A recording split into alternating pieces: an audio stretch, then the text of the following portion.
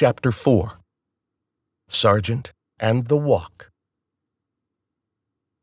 1. Even from the back of the long room, we could hear the cold as it whistled harshly past the front door of the Army recruiting office. Old Man Winter was coming. He was close. He was letting us know. Besides the wind and the occasional creaking from one of us shifting on our folding metal chairs, the room was quiet. A radio sat in silence against the desk across the way.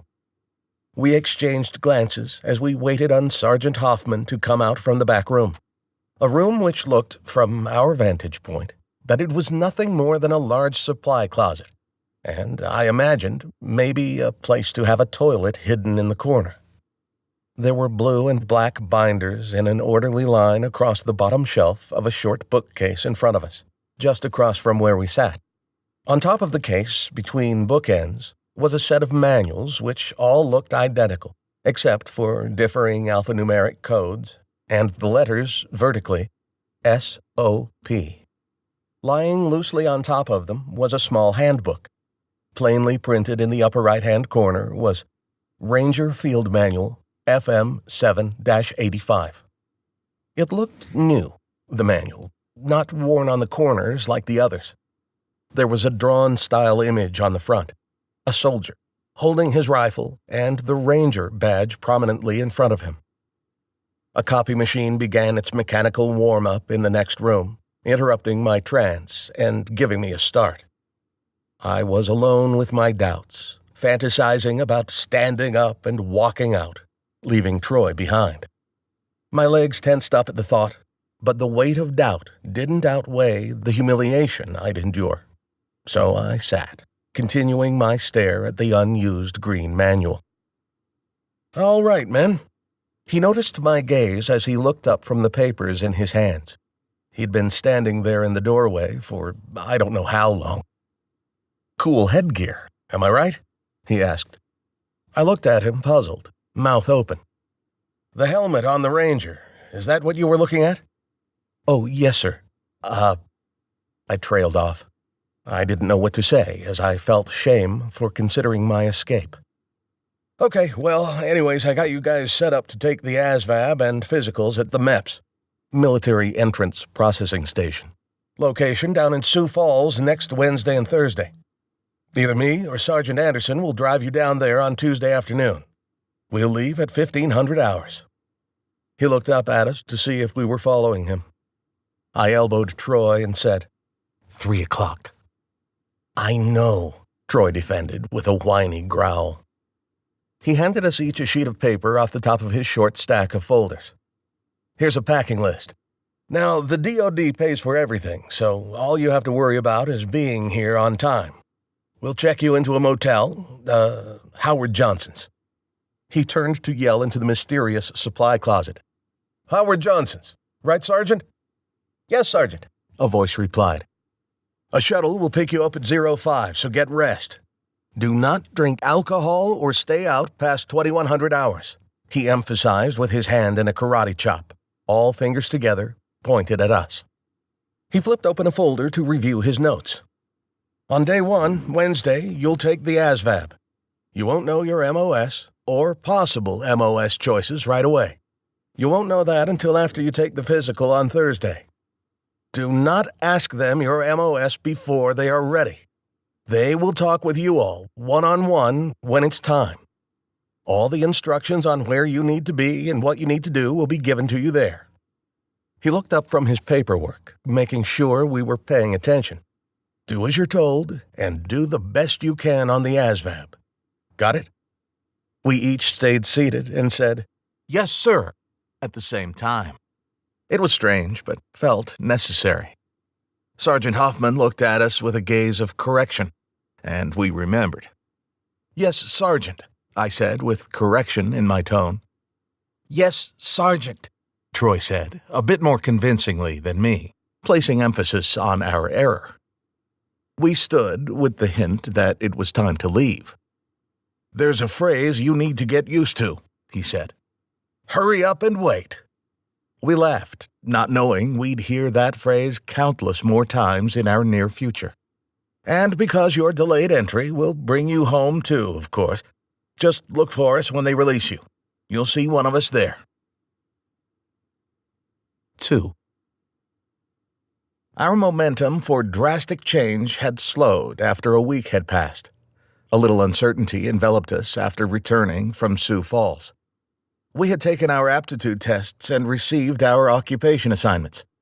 We had come to realize that we would have to settle on just the possibility that we'd end up on the same base, and, if we were lucky, the same company.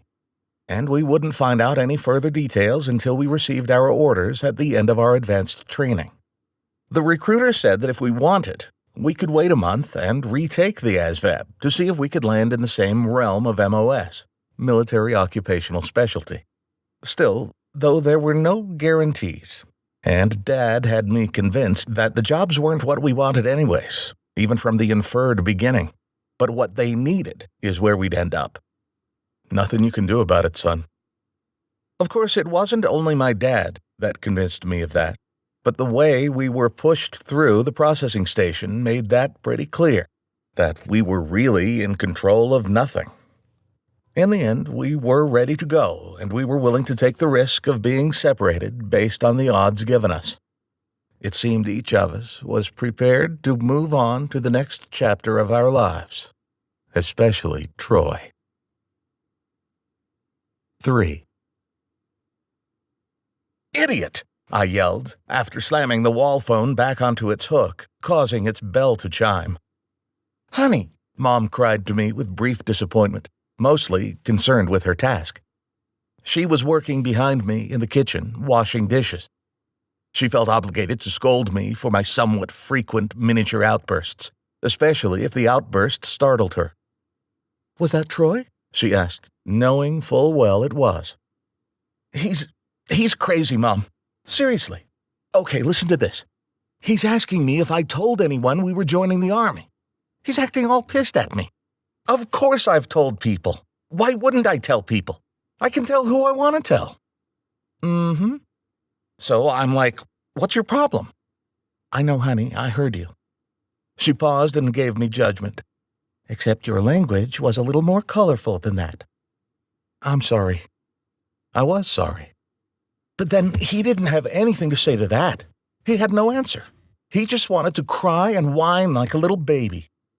He's getting weirder and weirder all the time, Mom. I'm not so sure I want him going with me.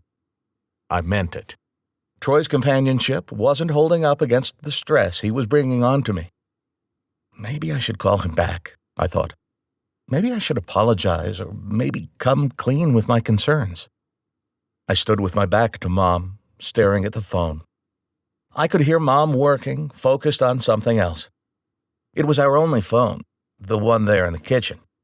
It hung in there, opposite the refrigerator, confidently, knowing its usefulness, yet so apathetic. It was fixed to the wall for the time being, soon to be replaced by a push-button phone. Its dingy yellow body, worn rotary dial, and kinked-up cord had seen their better days. It had heard so much, yet cared not one bit about one word ever spoken. Then, as if it knew I was still standing there, it rang. I jumped. I looked at it and picked it up. I was sure it was Troy, but still, I said, "Hello, Barrett residence." I always knew how corny it sounded, but Dad insisted that we answer the phone that way. "Finnegan?" It was a female voice, one of a woman. There was a quiver in the way she said my name. Intense. "Yes, who is this?" She burst into tears. "How could you? Oh, Troy." She trailed off in heaves and sniffs. It was Mrs. Wilson. She was blubbering something incomprehensible. Then she began a full-out cry, not holding back. No words, just agony. "Honey?" Mom was standing behind me. I turned to her. She was drying off her hands. She looked concerned, worried. I held the receiver away from my face and said in a rough whisper, "It's Troy's mom, I think. She's crying." Mom showed genuine concern for people, even people like Mrs. Wilson when it boiled down to it. Her eyes scrunched. She took the phone from me and handed me her dish-drying towel. Then, suddenly, Troy's mom cried out in Dakota English, and I could hear everything. This vicious berating was clearly directed at me. "You little bastard! You had my son join the fucking army? Oh my God! Who the hell do you think you are?" She took a big gasp of air, blew her nose.